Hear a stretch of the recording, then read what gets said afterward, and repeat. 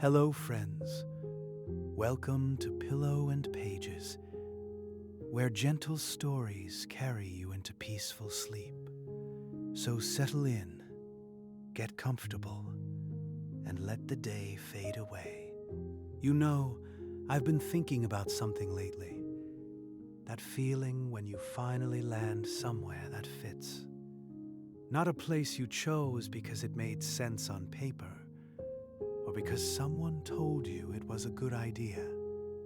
More like you walked into a room, or a town, or even just a chair by a window, and something in you went quiet. The restless part. The part that's always scanning for what's next. I think most of us spend more time looking for that feeling than we realize. We rearrange furniture. We try new coffee shops. We drive home a different way. And it's not really about the furniture or the coffee or the route. It's about trying to bump into that quiet feeling again, that hum of rightness. I don't think we talk about it enough, actually. We talk a lot about searching, about goals and plans and 5-year roadmaps. But nobody teaches you how to recognize the moment when you can stop, when the searching is done, and you're just there, right where you fit. And the funny thing is, it doesn't have to be dramatic. It's rarely a mountaintop, or a beach at sunset, or any of the places you'd expect. Sometimes it's a kitchen. Sometimes it's the passenger seat of someone's car. Sometimes it's a porch you've sat on 100 times, and on the 101st time something clicks and you think, oh, here I am. Tonight, I think that's what we're going to find. A man, a boat, an evening where everything is exactly as it should be. But first, let's take a few moments together, just you and me, to let the day go. Start by noticing where your body meets the bed, not adjusting anything, just noticing. The places where you feel held, the back of your head against the pillow, the weight of your shoulders pressing down, your hips, your legs, all of it resting on something solid and soft. There's a warmth there, isn't there? Your own warmth, gathered under the blankets, pooling in the spaces closest to your skin.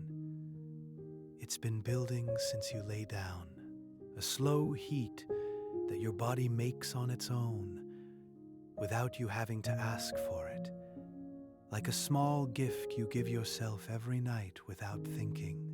Now let your hands go heavy. You don't have to move them anywhere, just stop holding them. The fingers uncurl on their own when you stop paying attention to them. The wrists soften.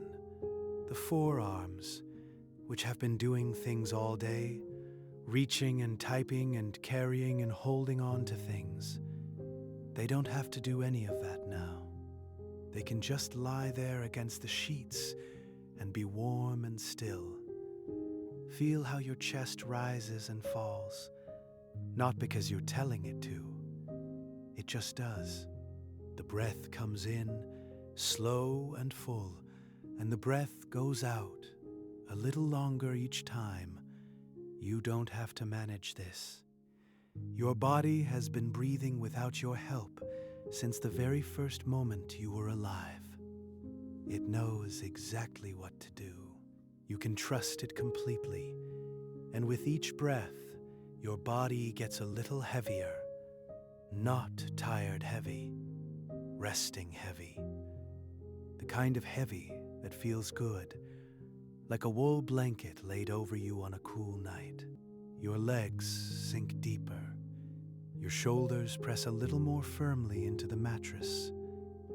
Even your jaw loosens, and the muscles around your eyes soften.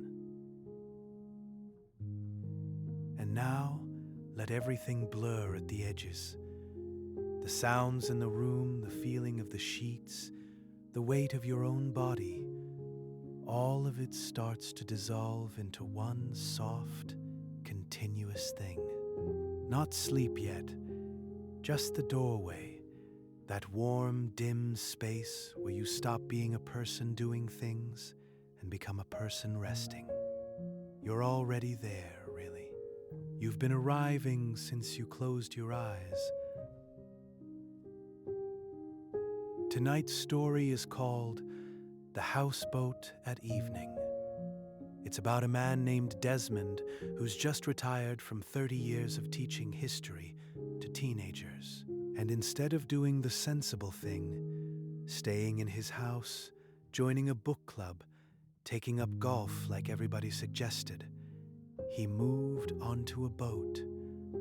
A narrowboat, actually.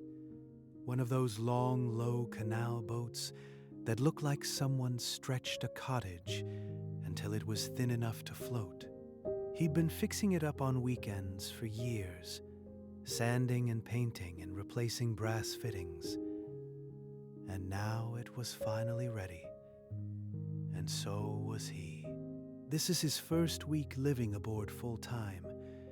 He spent the day walking the path along the canal, the way he does most days now. And he's just coming home, if you can call a 38-foot floating box a home. He does.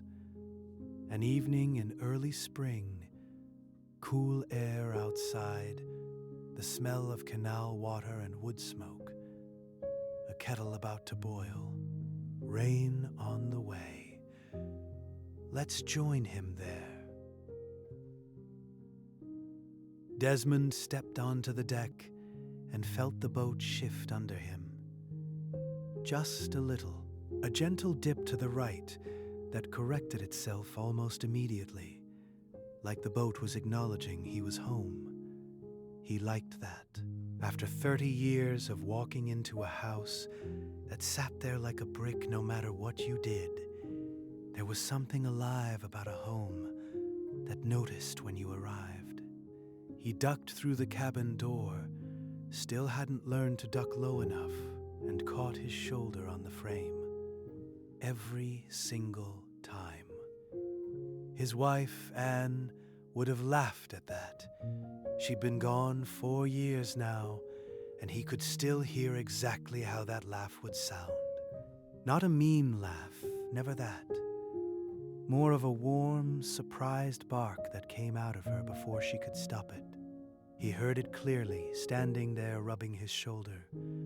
Not sad, really, just there. Like a radio station, he could still pick up if the conditions were right. The cabin was dim and close, the way he liked it. He'd painted the walls a dark green that had looked too bold on the color card at the hardware shop, but worked perfectly in here. Made everything feel like the inside of a forest, Anne's friend Bridget had said when she visited, and that was exactly right. There was a smell to the cabin, too. Warm wood polish, the kind with a faint honey sweetness, and something underneath that was just the boat itself. Old timber and canal air and the faint mineral tang of the water below. The floor creaked softly as he moved through the cabin. Good creaks, the kind old wood makes when it's settling. Not the worried creaks of a house that's falling apart, more like a boat clearing its throat. He hung his jacket on the hook by the door. 3 hooks total. He'd brought 4 jackets when he moved aboard, and that was the moment he understood what living on a boat meant. You have what you have and no more. The jacket he'd left behind was the one with the broken zipper he'd been meaning to fix for, well, an embarrassingly long time. The boat had made the decision for him, and he was grateful for it. He'd installed a shelf above the small sofa. Calling it a sofa was generous. It was more of a bench with ambitions, but he'd put a good cushion on it, and it held him just fine. On that shelf, between a tin of ginger cookies and a brass clock, there was a photograph. Anne, sitting in the garden with their old dog, Pepper. Both of them squinting into the sun, both of them looking like they'd rather be somewhere shadier, but were too comfortable to move. He touched the frame as he walked past. Not consciously. His hand just went there on its own, the way your hand finds a light switch in the dark. The kitchen was his favorite part of the boat, which surprised him. He'd never been much of a cook. Anne had handled all of that, and after she was gone, he'd survived on toast and things that came in tins for longer than he'd ever admit to his daughter. Helen had started bringing him casseroles after a while, with handwritten reheating instructions taped to the lids in her careful schoolteacher handwriting. Like mother, like daughter, he supposed. But the kitchen on the boat changed something. It was so small, 2 burners, a sink the size of a salad bowl, a worktop you could barely fit a cutting board on. But everything had its place. The kettle lived here. The mug, singular, the good one, dark blue with a chip on the handle that he'd stopped noticing, lived there. The tea tin was on the shelf to the left, exactly where his hand reached without looking. He filled the kettle from the tap. The water pressure on the boat was nothing like a house. It came out in a patient, narrow stream, as if the boat was reminding him there was no hurry. That was the canal's philosophy about everything, really. Nothing on a canal moves fast. The water doesn't rush. The boats don't speed. Even the birds seem to float rather than fly. He set the kettle on the burner and clicked the gas. That small blue flame, steady and clean. He could watch it for longer than made sense, honestly. When you'd spent your whole life in a house with central heating, well, not your whole life, he supposed.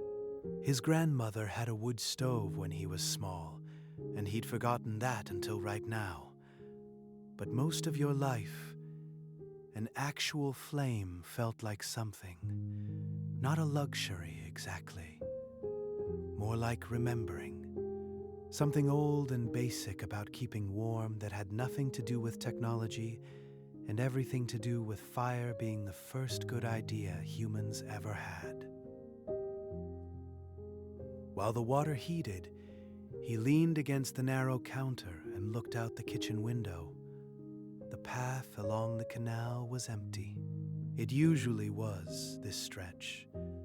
A few dog walkers in the morning, the odd jogger.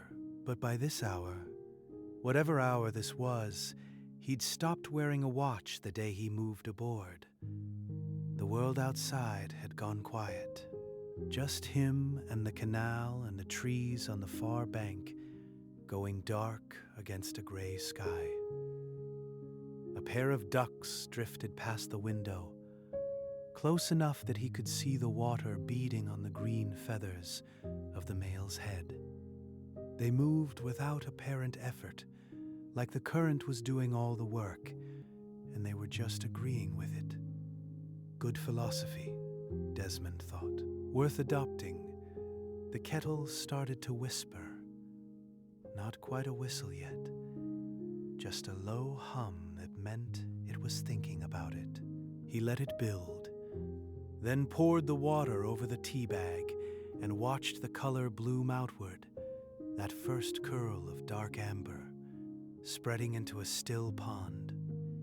He wrapped both hands around the mug and carried it, carefully, because the boat's floor had a habit of tilting at moments you didn't expect, to the bench seat by the main window.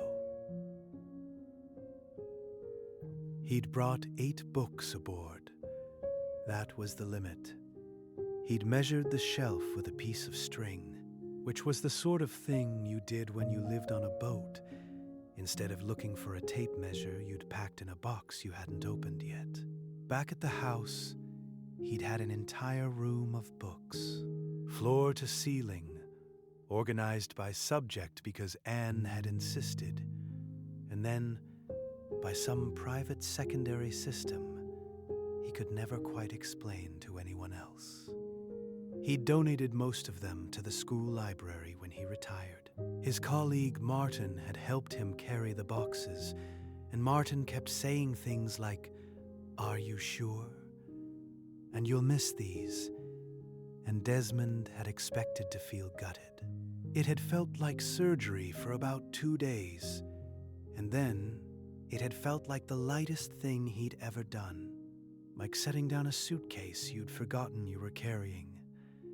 The 8 he'd kept were the ones that didn't need to be good, the ones he could open to any page and just be in them.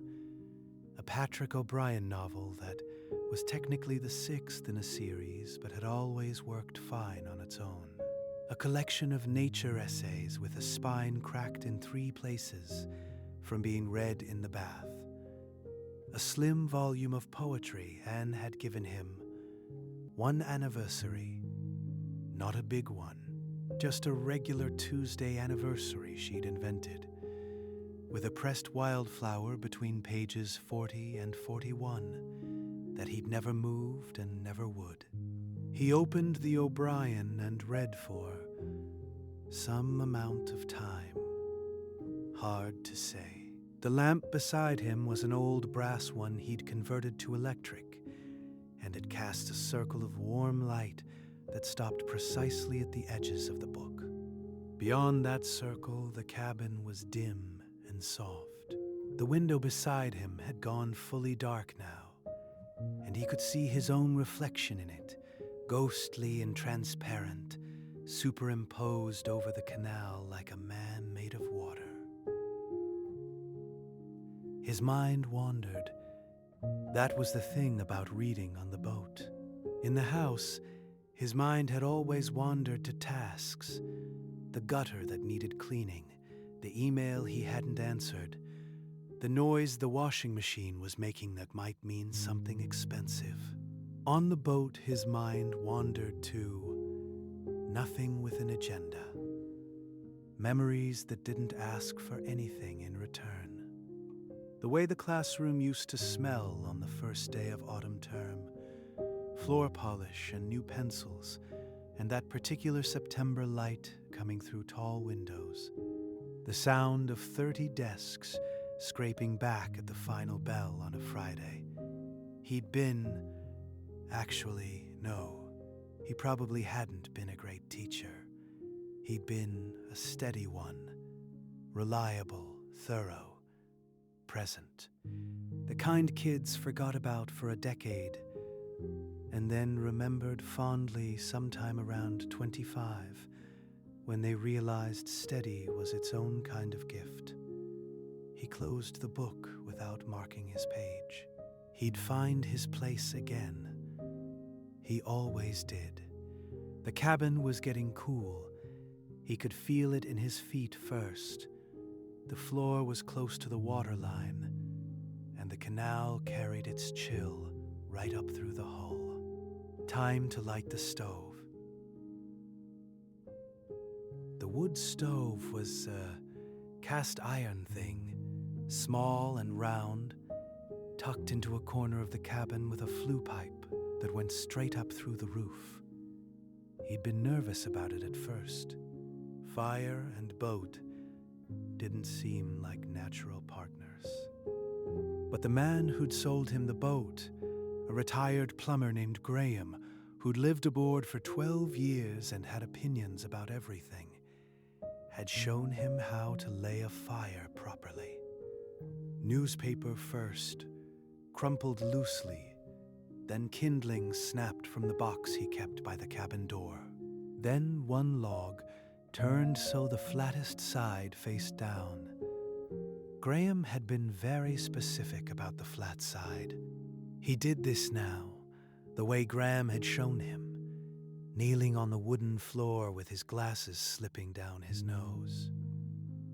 The newspaper caught immediately. The kindling took a moment longer. It crackled and popped and sent small orange sparks spiraling up into the dark throat of the flue. He watched it the way you watch a campfire, not because it needed watching, but because your eyes go there on their own when there's a flame in the room, something in the brain that's older than language.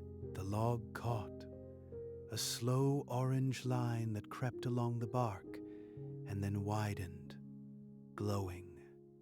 He closed the little iron door and adjusted the air vent at the bottom, opening it halfway the way Graham had taught him. Within a few minutes, the stove was ticking with heat. A steady, metallic ticking, like a clock made of warmth. You could feel it push out into the cabin like something alive and generous. The green walls seemed to deepen in color.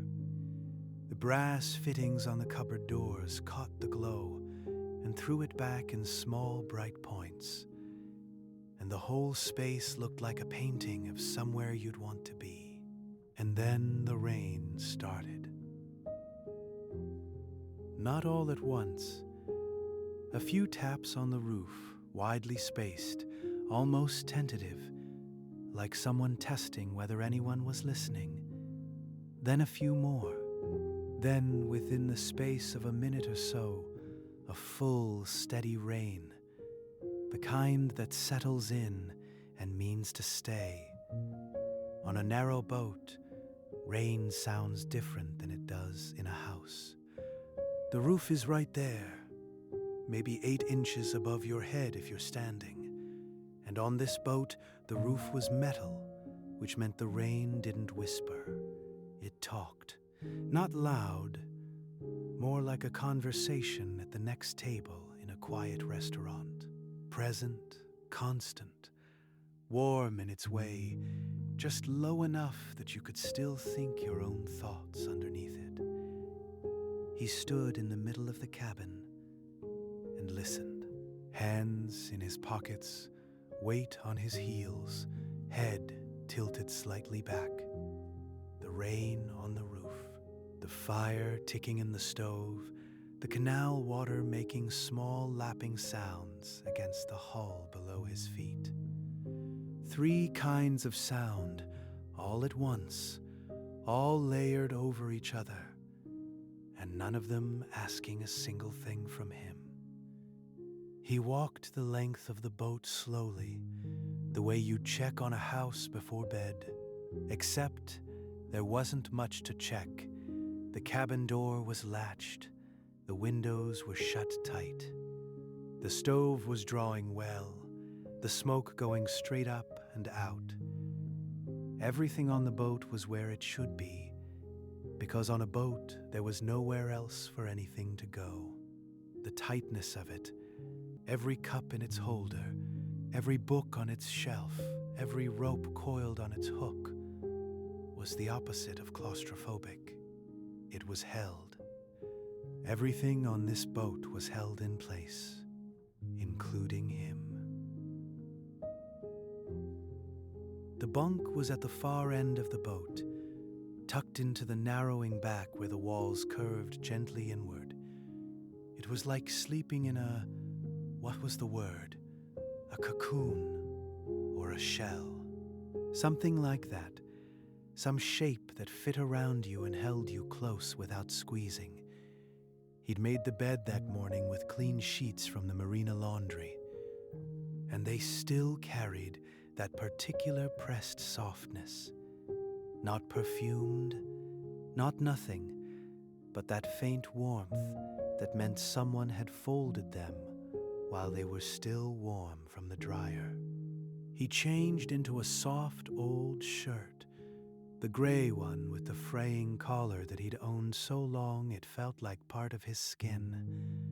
flannel trousers that had gone tissue thin from years of washing. He sat on the edge of the bunk and pulled off his socks slowly. The floor was warm now. The stove's heat had traveled the length of the boat, and his bare feet pressed against the smooth, worn planks. He didn't turn off the lamp right away. He lay on his back and looked at the ceiling, which was close, inches away. On the second night aboard, he'd tried to roll over too quickly and cracked his elbow on the wall, which had felt like a problem at the time. By the fourth night, the closeness had become something else entirely. A comfort. Like the boat had pulled the blankets up around him. Like the walls were saying, "Nothing out there needs you right now." The rain was steady on the metal roof. That constant, patient sound that went on and on without changing. Not building, not fading. Just there, the way a river is there. He could hear the canal water too, just below him. The bottom of the boat was all that separated his body from that dark, slow water. He could hear it moving against the wood, a gentle, rhythmic lapping that came and went. The boat rocked with it, not much. A sway so slight you'd miss it completely if you were standing up and moving around. But lying down, with your whole body flat and still and heavy with warmth, you could feel it. A rhythm that came and went like breathing, like the canal was breathing and the boat was breathing, and he was breathing too, all three of them together in the dark. His eyes were heavy. The cabin was warm and close, and the rain was saying the same thing over and over in a language that didn't use words. He thought about tomorrow, but softly, the way you think about weather in a place where weather doesn't matter much. He might walk into the village. He might sand the trim on the bow deck.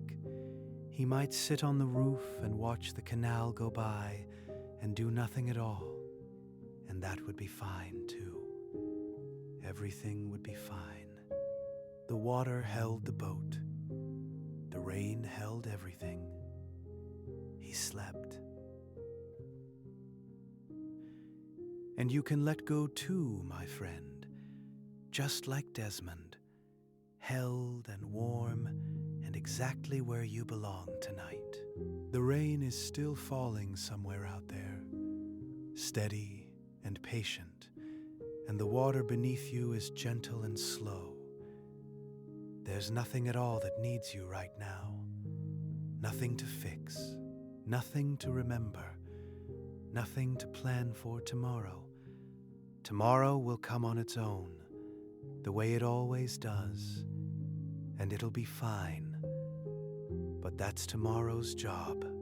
Right now, your only job is this: rest, warmth, the feeling of being held by something soft and safe. Good night from Pillow and